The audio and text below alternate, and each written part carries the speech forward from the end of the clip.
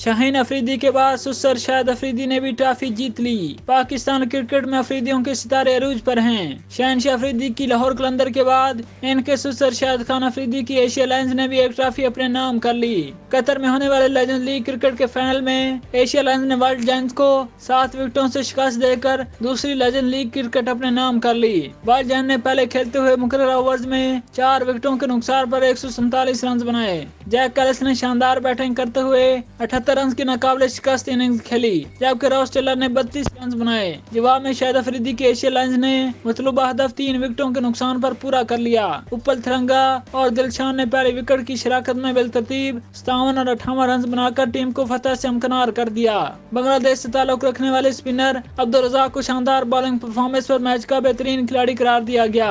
انہوں نے 4 اوورز میں صرف 14 رنز دے کر 2 کھلاڑیوں کو آؤٹ کیا، جبکہ اپل تھرنگا نے ٹورنامنٹ کے بہترین کھلاڑی کا ایوارڈ حاصل کیا۔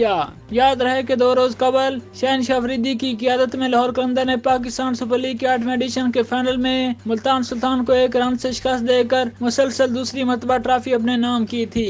ایونٹ میں ایشیا لائنز کی قیادت شاہد افریدی نے کی۔ اس کے دیگر کھلاڑیوں میں مصباح الحق، محمد حفیظ، شعیب اختر، محمد عامر، سہیل تنویر اور عبدالرزاق سمیت دیگر شامل تھے۔